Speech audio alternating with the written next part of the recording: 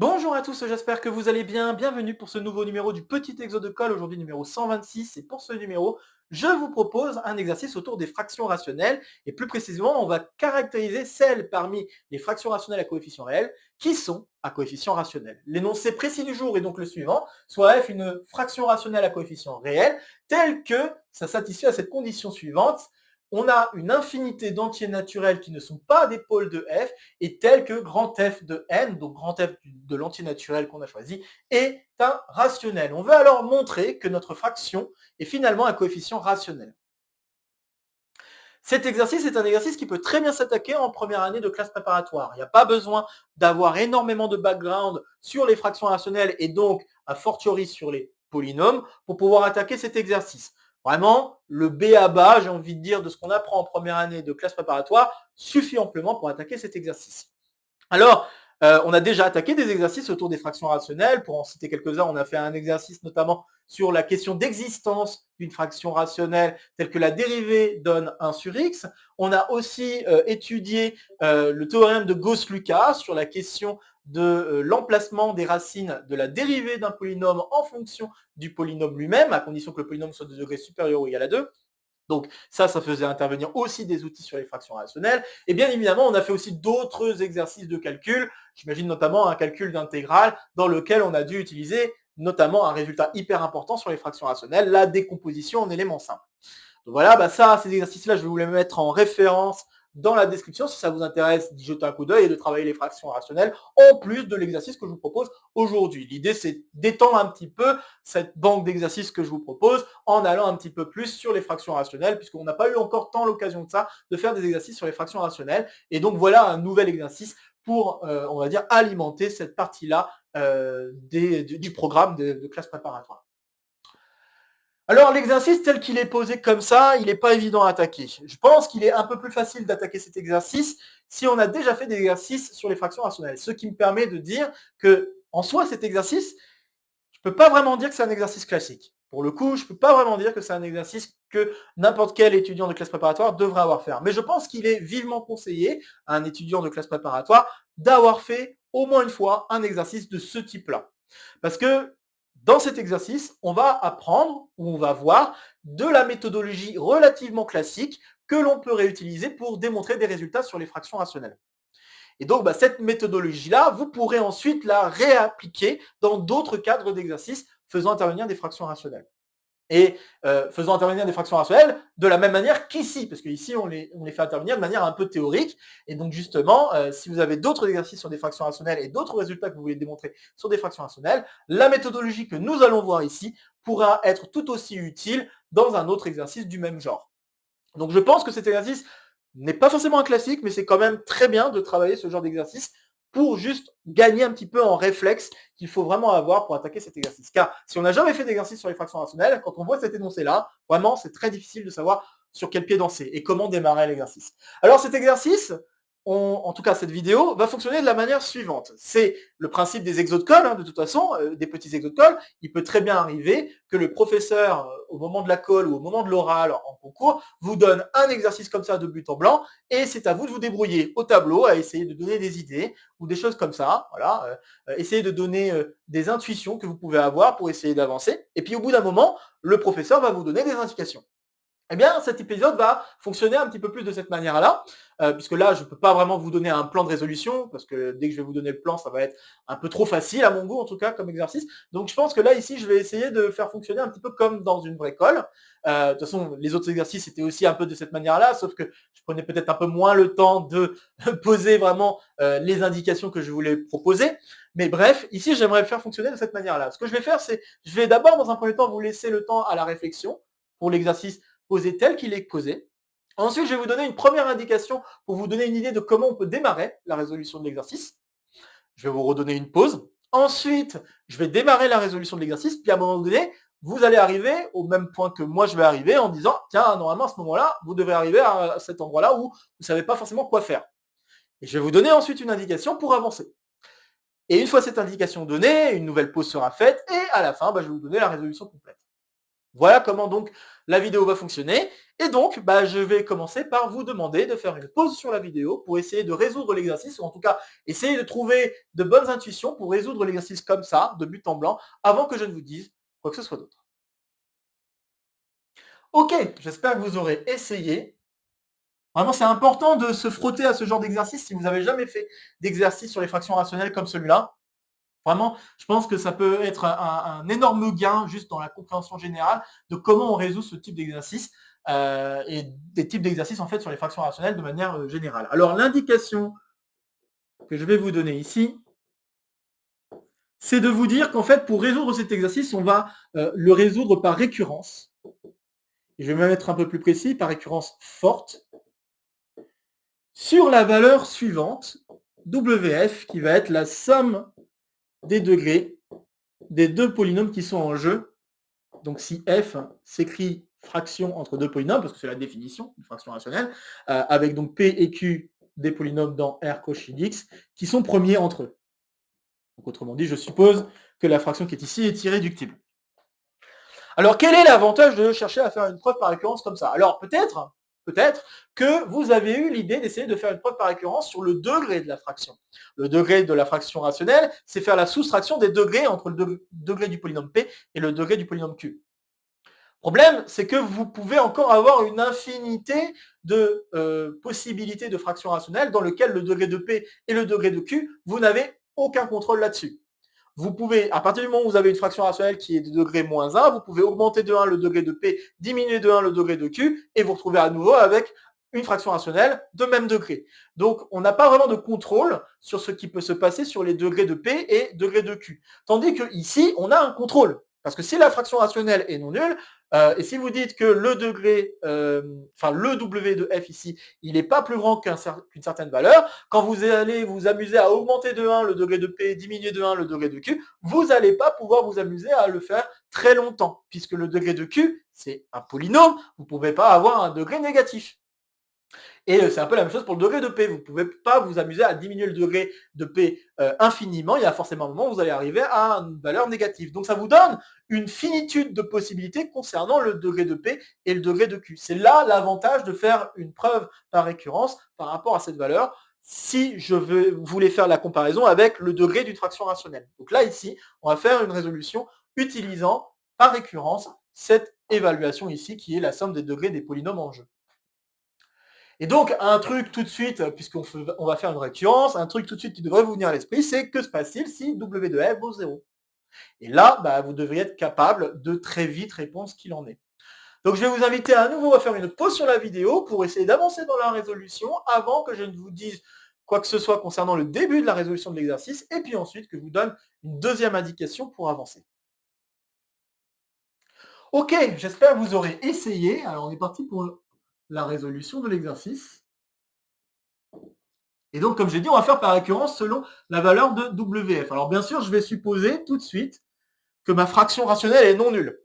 Si elle est nulle, ça veut dire que le degré du polynôme P est moins infini. Et puis, dans ce cas-là, ça ne fait pas forcément sens de dire des choses concernant ce W de F.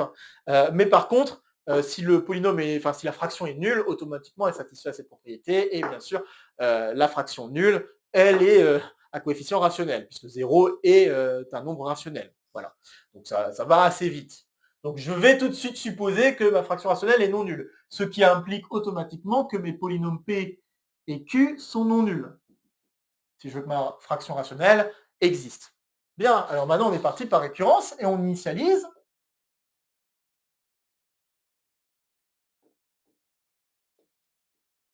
À W de f égale 0. Si WF égale 0, comme les degrés des polynômes sont donc supérieurs ou égaux à 0, ça implique que forcément le degré de P et le degré de Q sont tous deux nuls. Car à cause de ça, bien sûr, degré de P et degré de Q sont positifs. Ok, très bien. Donc ça veut dire que finalement, notre fraction rationnelle est une constante. Quand f est une constante. Et maintenant, je vais donner un nom à cet ensemble. L'ensemble qui est ici, on va l'appeler n de f. Et donc si je prends, donc en prenant un entier n dans n de f, nous avons finalement f qui est égal à f de n, qui est égal à la constante, et cette constante est alors un rationnel, et donc qui plus est une fraction rationnelle sur des polynômes à coefficients rationnels. Donc voilà, c'est assez rapide, on arrive à conclure le résultat dans le cadre où WF vaut 0, et vous voyez que ça va naturellement de soi. Il n'y a pas de difficulté particulière. Alors maintenant, on lance la récurrence forte et on fait le blabla habituel, hérédité. Donc fixons, je vais l'appeler D, fixons D un entier naturel et supposons la propriété vraie pour f dans R parenthèse x, tel que W de f est inférieur ou égal à D. Et maintenant, supposons, donc soit f, une fraction rationnelle, telle que W de f égale D plus 1. Voilà, donc là je viens d'écrire ce qu'il nous faut dire pour avoir une récurrence forte. Et c'est maintenant où vous devriez vous retrouver un peu perdu peut-être, je ne sais pas, parce que là vous ne savez peut-être pas comment avancer. On a normalement envie de se ramener à une fraction rationnelle dont la valeur de WF est diminuée. Alors je vais vous faire une première remarque qui est quand même assez importante, c'est que quitte à échanger f par 1 sur f, W de f et W de 1 sur f étant égaux, vous faites la somme des deux polynômes en jeu. Hein. Donc oui, WF et W1 sur f, c'est la même chose. Donc, quitte à échanger f en 1 sur f, et autrement dit échanger le rôle de p et q, on peut supposer que le degré de p est plus grand que le degré de q. Déjà, ça c'est peut-être pas grand-chose, mais ça peut être assez utile de voir qu'on peut supposer que le degré de p est plus grand que le degré de q. Donc, quitte à échanger. Et ça, c'est important aussi d'essayer de remarquer des symétries dans le raisonnement. Donc là, ici, la symétrie qui va plus ou moins de soi, même si elle n'est pas évidente à voir comme ça quand on n'a pas l'habitude de faire des exercices de ce genre, c'est de voir qu'on peut échanger le rôle de P et Q par rapport à la valeur de WF. Donc, on s'en sert. Donc, quitte à échanger le rôle de P et de Q, et donc, entre parenthèses, considérer 1 sur F au lieu de F, on peut supposer que le degré de P est supérieur ou égal au degré de Q. Voilà, c'est peut-être pas grand-chose, mais c'est quand même assez intéressant de voir qu'on peut faire cette hypothèse. Alors, ce qu'on va faire, c'est exactement ce que j'ai dit, on va essayer de faire intervenir une fraction rationnelle telle que la valeur de WF soit diminuée strictement. Et pour cela, une idée serait la suivante, et je vais vous la donner, c'est donc l'indication 2. L'idée, ça serait de dire, je vais prendre un entier n, parce que c'est la seule chose que vous avez pour l'instant, je vais prendre un entier n qui se trouve là-dedans. Et puis, je vais faire une petite opération sur les polynômes, notamment le polynôme P, pour essayer de diminuer le degré de ce polynôme, tout en essayant de garder la propriété que si je prends quelqu'un dans n de f différent de petit n, alors j'ai encore un rationnel. Vous voyez l'idée? J'aimerais faire quelque chose comme ça. Et pour faire quelque chose comme ça, si on réfléchit un peu, et donc ça va être mon indication 2, ça demande vraiment un peu de réflexion quand même, hein. C'est pas une réflexion évidente, hein, mais voilà. L'indication 2, c'est on va considérer pour n appartenant à n de f fixé, je vais l'appeler P0, donc P0 de x comme étant, ça va être P de x fois Q de n moins Q de x fois P de n, le tout divisé par Q de n fois x moins n. Alors j'affirme qu'on va pouvoir dire pas mal de choses sur ce polynôme-là, et une fois que vous aurez dit, alors d'ailleurs j'ai dit un truc, c'est un polynôme. Et il faut démontrer que c'est un polynôme. Bien évidemment. C'est pas si évident direct. Il faut quand même dire quelque chose. Donc oui, il faut justifier que ce truc-là est un polynôme. Et après,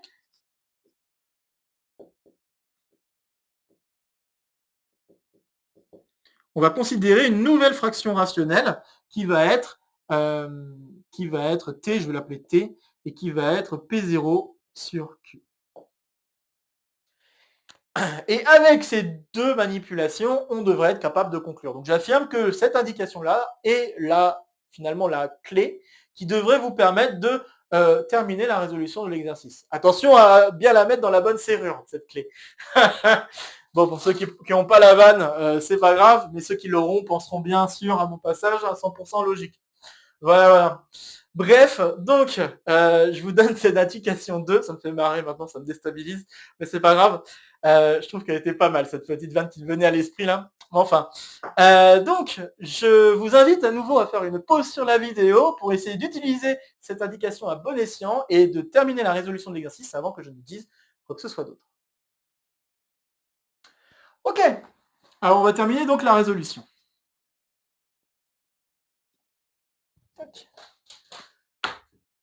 Alors, donc comme je l'ai dit, la première chose qu'on va démontrer, c'est que le polynôme, enfin cette chose-là est un polynôme. Donc, montrons que P0, c'est un polynôme dans R crochet X. Bon, bien sûr, il est dans R crochet X, puisque P et Q sont dans R crochet X, et P de N, Q de N sont des valeurs rationnelles, par contre, pas rationnelles, réelles, pardon. Donc, bien évidemment, c'est un polynôme à coefficient réel. Ça va de soi. Maintenant, enfin, que c'est forcé. Si c'était un polynôme, c'est un polynôme à coefficient réel. C'est ça que je veux dire. Par contre, pour montrer que c'est un polynôme, il y a quelque chose à dire. Et le quelque chose à dire, c'est pas si difficile. En fait, regardez votre numérateur. Donc, si je considère R de X comme étant mon numérateur, P de X, Q de N moins Q de X, P de N. Donc ça, c'est un polynôme dans R crochet X. Et ce qu'on peut constater, c'est que R de N, eh bien R de N, c'est P de N, Q de N moins Q de N, P de N. Et heureusement, on est dans R, donc tout est commutatif. On est content, ça fait 0. Par conséquent, N est une racine de R. Et donc, si c'est une racine de R, ça veut dire qu'il existe un polynôme S tel que je peux écrire R comme étant x moins n fois S. Et donc, ça veut dire que je peux diviser par x moins n, pas de problème, et ça va me donner un polynôme. Donc, par conséquent, P0, ça n'est rien d'autre que 1 sur Q de n fois S. Et ça, c'est bien un polynôme à coefficient réel. Je vous ferai remarquer aussi que 1 sur Q de n, il n'y a pas de problème, Q de n est non nul. Cette petite remarque. Car on est dans cet ensemble-là et n n'est pas un pôle de f.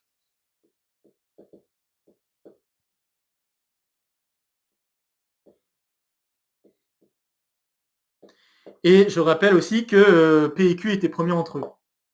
Mais bon, ça, je ne le réécris pas. Donc P et Q étaient premiers entre eux, donc ça veut dire qu'on ne peut pas simplifier mieux notre fraction.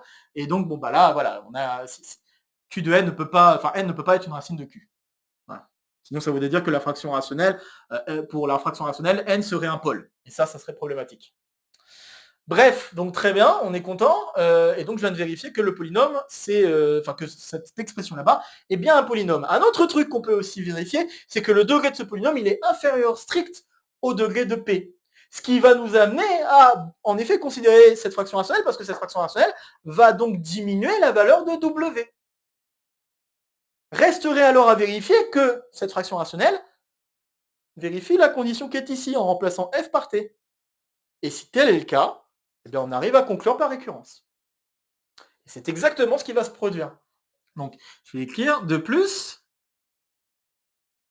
Eh bien, si vous regardez le degré de R, bah, vous avez polynôme P fois une constante, moins polynôme Q fois une constante. On a supposé que le degré de polynôme P est plus grand que le degré du polynôme Q. Par conséquent, quand vous faites une addition entre deux polynômes, ou même une combinaison linéaire, ici R linéaire entre deux polynômes, vous allez vous retrouver au plus avec le degré du plus grand. Donc, vous pouvez déjà affirmer que le degré de R, il est inférieur ou égal au degré de P.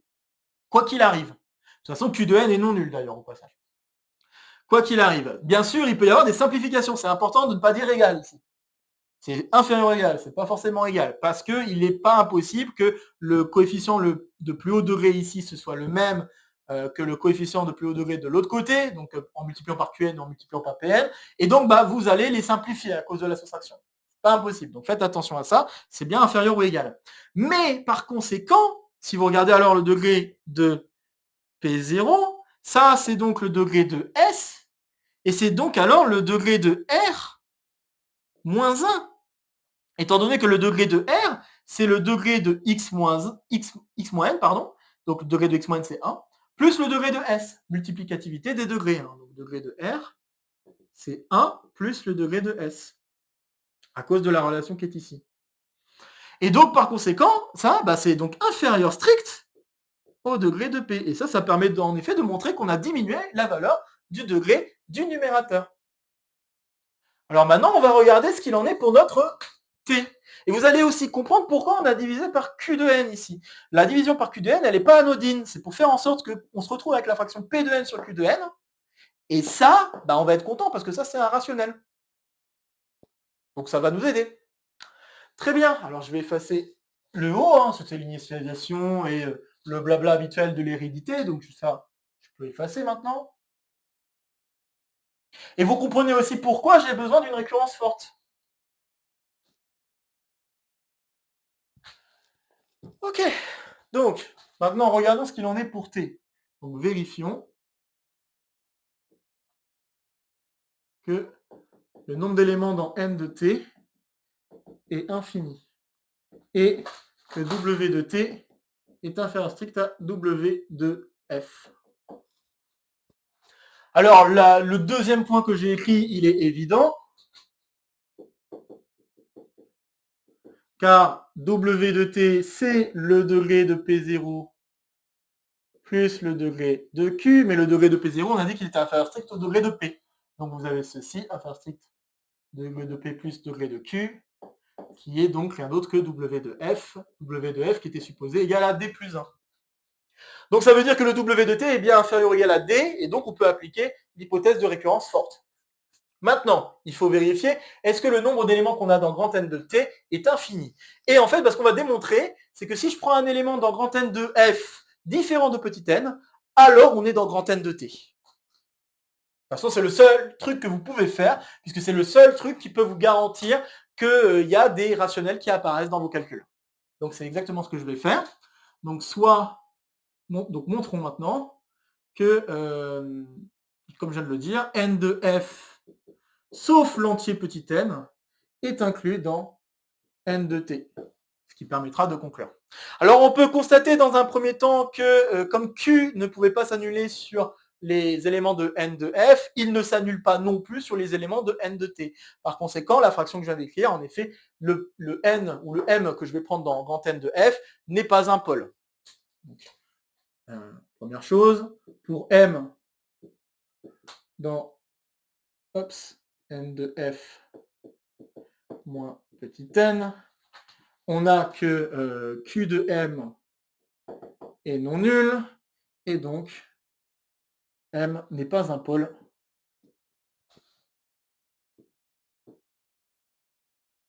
de T. Ça, c'est la première chose à constater.